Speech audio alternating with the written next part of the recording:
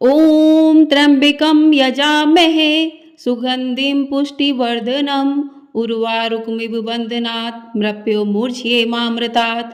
हर हर महादेव। ओम नमः शिवाय। आप सभी पर भगवान शंकर अपनी कृपा सदैव बनाए रखें। आज की वीडियो में आप सुनेंगे श्रावण मास महात्म्य का 29वां अध्याय। तो आप सभी लोग वीडियो में अंत तक बने रहिएगा और इन कथाओं का रसपान अवश्य कीजिएगा। आपने यदि चैनल को सब्सक्राइब नहीं किया है तो चैनल को सब्सक्राइब भी जरूर कर लें। तो आज की कथा में श्रावण मास में किए जाने वाले व्रतों का काल निर्णय का वर्णन किया गया है। तो कथा शुरू करने से पहले भगवान भोलेनाथ का ध्यान करते हैं। ओम नमः शिवाय। श्री शिवाय नमस्तुभ्यं। भगवान शंकर बोले, हे सनत कुमार, अब मैं पूर्व में कहे जाने वाले व्रत कर्मों के समय के विषय में बताऊंगा। हे महामुने, किस समय कौन सा कृत्य करना चाहिए उसे सुनिए। श्रावण मास में कौन सी तिथि किस विहित काल में ग्रहण के योग्य होती है और उस तिथि में पूजा जागरण आदि से संबंधित मुख्य समय क्या है। उन व्रतों के वर्णन के समय कुछ व्रतों का समय तो पूर्व के अध्यायों में बता दिया गया है। नक्त व्रत का समय ही विशेष रूप से उन व्रतों तथा कर्मों में उचित बताया गया है। दिन में उपवास करें तथा रात्रि में भोजन करें, यही प्रधान नियम है। सभी व्रतों का उद्यापन उन व्रतों की तिथियों में ही होना चाहिए। यदि किसी कारण से उन तिथि में उद्यापन असंभव हो तो पंचांग शुद्ध दिन में एक दिन पूर्व अधिवासन करके और दूसरे दिन आदर पूर्वक होम आदि कृत्यों को करें। धारण पारण व्रत में तिथि का घटना व बढ़ना कारण नहीं है। श्रावण मास के शुक्ल पक्ष की प्रतिपदा तिथि में संकल्प करके उपवास करें, पुनः दूसरे दिन पारण करें, इसके बाद दूसरे दिन उपवास करें। इसी क्रम से करते रहें। व्रती को चाहिए कि वह पारण में हविष्यान्न, मूंग, चावल आदि ग्रहण करे। एकादशी तिथि में पारण का दिन हो जाने पर 3 दिन निरंतर उपवास करें। रविवार व्रत में पूजा का समय प्रातःकाल ही होना चाहिए। सोमवार के व्रत में पूजा का विधान समय सायंकाल कहा गया है। मंगल, बुध तथा गुरु के व्रत में पूजन के लिए मुख्य समय प्रातःकाल है। शुक्रवार के व्रत में पूजन उषा काल से लेकर सूर्योदय के पूर्व तक हो जाना चाहिए तथा रात्रि में जागरण करना चाहिए। शनिवार के दिन व्रत में नरसिंह का पूजन सायंकाल में करें। शनि के व्रत में शनि के दान के लिए मध्याह्न मुख्य समय कहा गया है। हनुमान जी के पूजन का समय मध्याह्न है। अस्वस्थ का पूजन प्रातःकाल करना चाहिए। हे बस, रोटक नामक व्रत में यदि सोमवार युक्त प्रतिपदा तिथि हो तो वह प्रतिपदा 3 मुहूर्त से कुछ अधिक होनी चाहिए, अन्यथा पूर्व योगिनी प्रतिपदा ग्रहण करनी चाहिए। औदुम्बरी द्वितीया सायंकाल व्यापनी मानी गई है।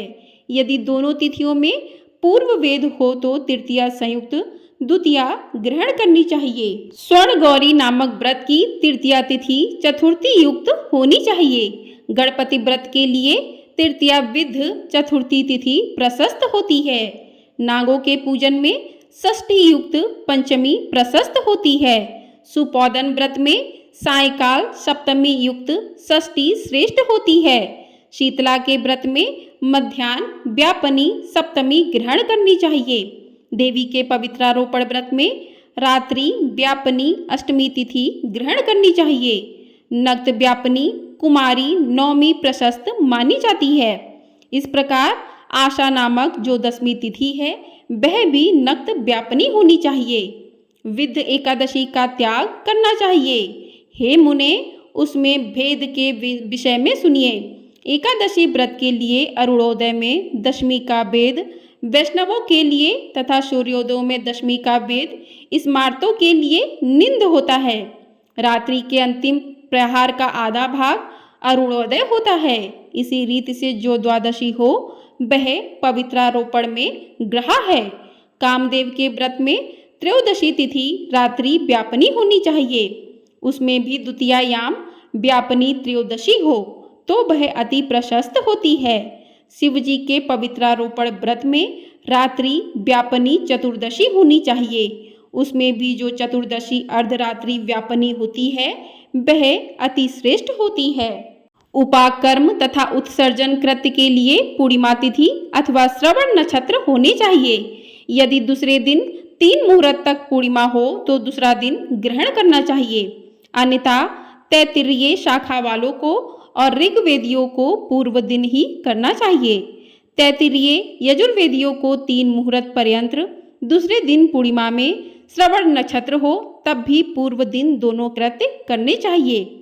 यदि पूर्णिमा तथा श्रवण दोनों का पूर्व दिन 1 मुहूर्त के अनंतर योग हो और दूसरे दिन 2 मुहूर्त के भीतर दोनों समाप्त हो गए हों तब पूर्व दिन ही दोनों कर्म होने चाहिए। यदि हस्त नक्षत्र दोनों दिन अपराह काल व्यापी हों तब भी दोनों कृत्य पूर्व दिन ही संपन्न होने चाहिए। श्रवणाकर्म में उपाकर्म प्रयोग के अंत में दीपक का काल माना गया है और सर्वबलि के लिए भी वही काल बताया गया है। पर्व के दिन में अथवा रात्रि में अपने अपने ग्रह सूत्र के अनुसार जब भी इच्छा हो इसे करना चाहिए। इस दीपदान तथा सर्व बलिदान कर्म में अस्तकाल व्यापनी पूर्णिमा प्रशस्त है। हैग्रीव के उत्सव में मध्याह्न व्यापनी पूर्णिमा प्रशस्त होती है। रक्षाबंधन कर्म में अपराह्न व्यापनी पूर्णिमा होनी चाहिए। इसी प्रकार संकष्ट चतुर्थी चंद्रोदय व्यापनी ग्रहा होनी चाहिए।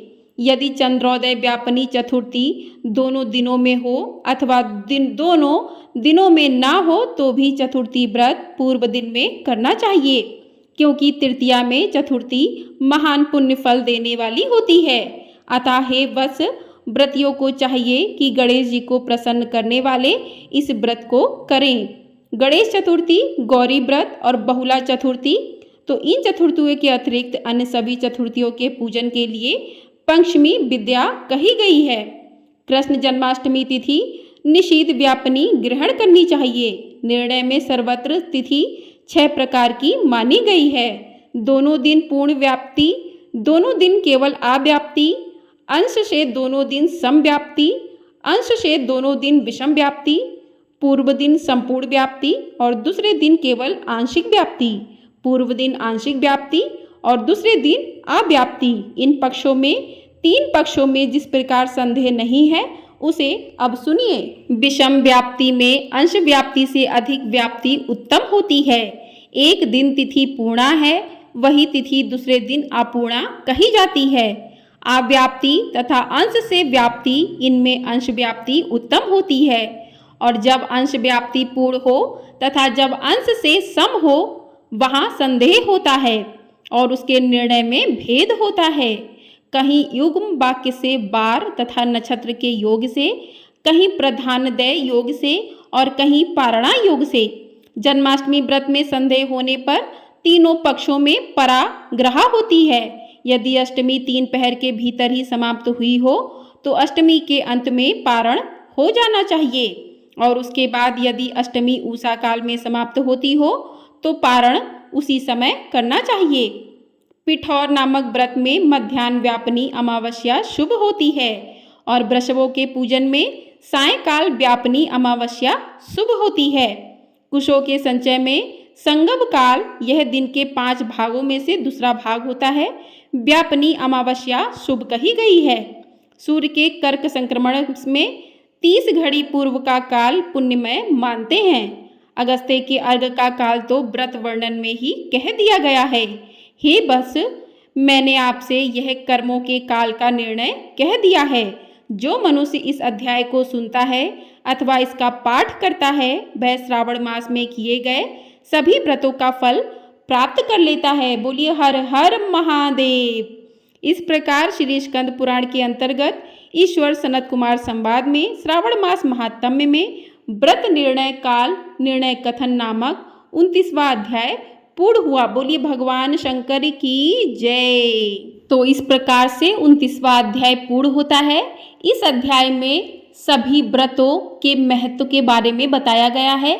तो जो भी भक्त सावन के महीने में इस अध्याय का पाठ कर लेता है, इसको पढ़ता अथवा सुनता है, तो उसे सभी व्रतों के फलों के बराबर पुण्य फल की प्राप्ति हो जाती है। तो समय निकाल कर आपके पास जो भी समय हो, उस समय में आप इन महात्म अध्यायों का पाठ कर सकते हैं, इनके पाठ को सुन सकते हैं और महादेव की कृपा पा सकते हैं। आपको ये वीडियो पसंद आई हो तो वीडियो को लाइक कीजिएगा। आपका एक लाइक हमारे लिए बहुत अधिक महत्वपूर्ण होता है। ज़्यादा से ज़्यादा लोगों में शेयर भी कर दीजिएगा और चैनल को सब्सक्राइब ज़रूर कर दीजिएगा। आपको हमारे चैनल पर सावन पूर्णिमा भगवान सत्यनारायण की कथा भी सुनने को मिलेगी। तो चैनल को सब्सक्राइब ज़रूर कर लीजिएगा और कमेंट बॉक्स में भगवान भोलेनाथ की जय अवश्य लिखिएगा। जय भोलेनाथ, जय शिव शंभू, जय महाकाल।